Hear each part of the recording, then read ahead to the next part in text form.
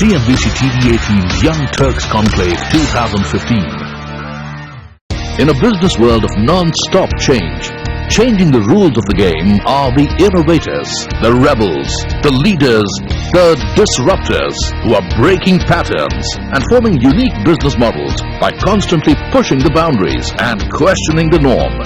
Ladies and gentlemen, as India's longest-running show for entrepreneurs completes 14 years, let's salute the unconventional wisdom of India's finest entrepreneurs and their bold new strategies to disrupt for success.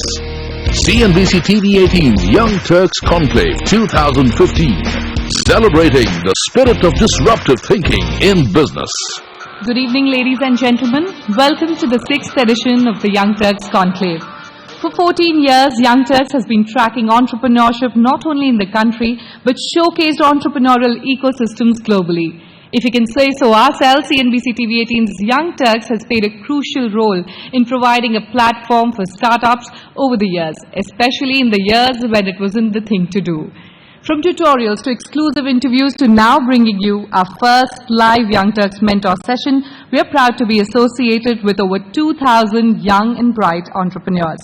Now please join me in welcoming on stage the woman who decided to disrupt state business news television 14 years ago when she decided that Indian entrepreneurs had stories to tell that were engaging, informative and optimistic. Please welcome on stage CNBC TV 18's Managing Editor, Shireen Khan.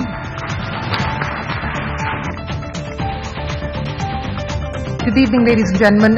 Let me narrate a very funny story to you. In February earlier this year, Kunal Behan of Snapdeal, who also happens to be a Young Turk, at the NASSCOM summit, on stage in front of about 500 odd people, said that I was the universal mother for Young Turks. Now, I should have been upset because it really isn't dignified rubbing someone's nose in the fact that you're an old fossil, but I really wasn't, because I feel a strong connection with the people that have been featured on this show over the past 14 years.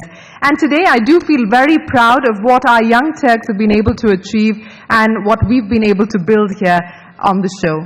I attribute Young Turks' success to what I believe are the fundamental principles for any successful business. We had a good idea, but we also got the timing right. You would all agree that timing is critical. Being behind the curve is a clear downer, but being too ahead of the curve can also be a challenge.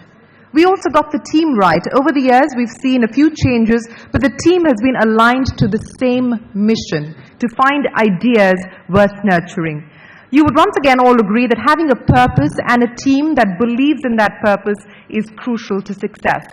We've always welcomed competition here at Young Turks because we believe it validated our category, a category that we created.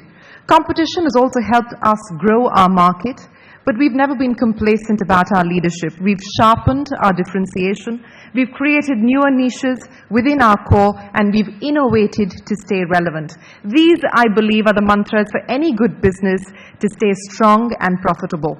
A meaningful brand must also touch people in some way. It must excite, enthuse, inspire. And I feel at Young Turks, we've been able to do that over the past 14 years. Now, in our endeavor to nurture the startup ecosystem in India, I'm proud to announce the launch of the first Young Turks Mentors program. 14 of India's brightest investors, angels, VCs and entrepreneurs have joined hands with us today to mentor 43 startups, a first on television in India. So thank you very, very much. And here's a glimpse of the Young Turks Mentor program, the first ever that we rolled out today. Enjoy the rest of the evening. Thank you very much. You Young Turks from India, make this happen. Congratulations to our 43 startups and our 14 mentors for being the first batch of the Young Turks Mentors program. You go to a party, somebody says, what do you do? How do you describe that what do you do in 1 minute is actually the most important pitch you have to do. I'm going to start now. I'm going to go into role play. It is about craziness, otherwise you're not going to change the world. I spoke to you about the 4 P's: product, passion, people and perseverance. And if you're missing any fun and games, then you look for the other 2 P's. They stand for Piyush Pandey. Thank you. Ladies and gentlemen, it is now time to call our first speaker for the evening.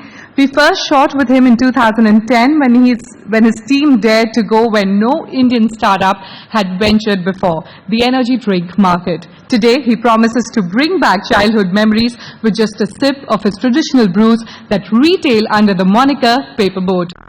A graduate from Wharton Business School who was awarded its highest academic honor, the Palmer Scholar. The founder and CEO of Hector Beverages, one of India's fastest growing consumer brands. An entrepreneur who infused new life into the staid Indian beverages market with his category-defining range of traditional drinks. The Young Turk of the Year 2014 at CNBC TV 18's India Business Leader Awards. CNBC TV 18 welcomes Neeraj Kakkar to the Young Turks Conclave 2015.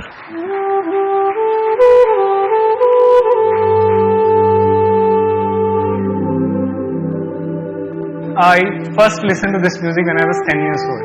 I was living in a town, a very small town, 120 kilometers from here. It was a large compound. Landlady's house was at the center, and a lot of us living there. Landlady we called her Mati. Mati was the kindest person. Every year during November-December time frame, she used to make kanji. It is a purple carrot drink with mustard and lot of spicy ingredients. I liked it a lot. One sleepy afternoon, I planned a perfect crime. I wanted more. I took a glass of water, went out, poured that water in the mud cart, took the kanji out, drank it. Nobody can catch that. Could they? Actually, 6th day I was caught. I was thrashed very badly. It was okay to thrash kids at that time. We moved from that place a couple of years later. I got to know many years later Mati died. That became forbidden kanji for me. Never tasted that drink again, but those memories lived with me forever. Kalina East, near Santa Cruz. This is a story of Mahesh. Mahesh Chaudhary, I worked with him. So these 4 guys, they live in a dorm. All of them come from North Bihar. Every year they make one trip to North Bihar, Darbhanga for sure. And every time somebody is going there, these guys ask for the other person to bring sattu from home. So why is Mahesh missing sattu so much? Is it the question of his identity, his belongingness? What is there? And I'm not even trying to answer that question because it's quite layered. The question which I am trying to answer and which time would tell, can sattu become part of the mainstream Mumbai market? We are in the business of taking beverages from one market of India, one regional market, and taking it nationally. Kokum is one of our bigger success stories. Last year, my father was going through a cataract operation in Artemis Hospital, Gurgaon. And my father is very proud of what I do. And like for every chance he gets, he tells the paperboat story to every person he meets. And so on the operation later, he told the story to the doctor. And the doctor incidentally was also a fan of paperboat. And so they discussed it and when they came out, I discussed with the doctor. And he told me that Kokum is the most favorite variant which he likes amongst all the range we have. I'm very surprised. In my mind, I was thinking that he's from Bombay or something. And I asked him, and he told me that he's from Haryana. Now, that's a big win. Like, if somebody from Haryana can like Kokum, and, it wouldn't have been possible if we wouldn't have tried it. Coming back to those purple carrots and the kanji story. So I've been trying to make it all this while. Like, I never got that drink again. And I'm trying to make all this while. Orange carrots have taken over. The purple carrots have disappeared. They're no longer available. So they're one small quantity here and there. So I was trying to get large quantity of purple carrots so that we can make kanji. So we searched around India, not got it. Searched around the world, found that in southern Turkey, that's the only place which grows purple carrots anymore. Like a very small area. So I landed there, Adana, which is a very, very small airport. I landed there, and in the evening I went out for dinner. And the table right next to me, this guy was drinking something which looked very familiar. So I asked the steward that, I want something like that. And so that guy brought the drink. That, I was perplexed. Like, I had a sip. I was sitting there for 5 minutes without speaking anything. That drink was exactly similar to my Mati's kanji. And they call it salgam. So next day went went out, bought 50 kgs of purple carrots, and I was bringing them to India. So so landed in Delhi. But however, I realized that that's not the thing which I should do. So next time, we started importing the seeds from Turkey. These are purple carrot seeds.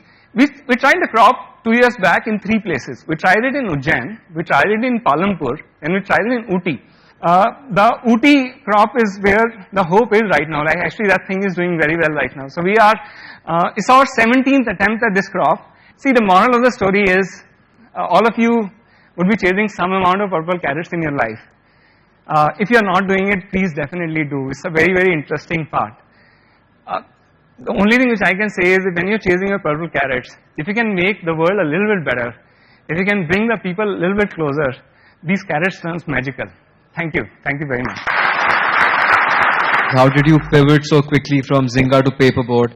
And how was that experience for you as an entrepreneur to realize that something you started wasn't getting the kind of response that you expected? So how did that immediate transition happen? Yeah, I think a very interesting question. I think one of the things which has helped me personally a lot is reading a book called Lean Startup. So I unfortunately didn't read it at the beginning of my entrepreneurial journey. I read it somewhere in the middle. So there was some money lost in the first part. If some recipe is not working, we are not unwilling to change it. We keep improving our recipes. So see, the promise of few of the large food brands is consistency over long number of years, right? So we are not promising consistency. If I can make my product better next year, I will try to make it better. If I can get mangoes which are more green than the last time, I will get those green mangoes and make better Ampanna next year. I have a question, Neeraj. Congratulations on raising Series E just yesterday, another $30 million that you raised. So congratulations on that. So what's the next goal for you, and what's the next goal as far as Paperboat is concerned? What are you going to do with all of this money? You've started a new facility in Mysore. Where do you see yourself headed from here on? I think, see, on a personal level, I'm pretty relaxed. I think it's just like, so if you can imagine a situation when just before the fight, you take the mud in your hand and you're like rubbing it on your hands, and you're like, I'm ready for the big fight. So I am ready for the big fight. And I think the thing at this moment is to do more and more of what we are doing, more of the same, more products, more geographies, more different variants, and taking it first thing different parts of India and then global. Yeah. We, along with Titan Celestial Time, are celebrating the spirit of entrepreneurship. This is masterfully crafted for those who are relentlessly charting new paths and the ones who own the time in future like yourself.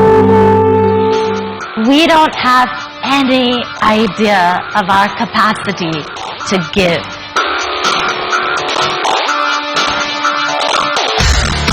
CNBC TV 18 Young Turks Conclave 2015.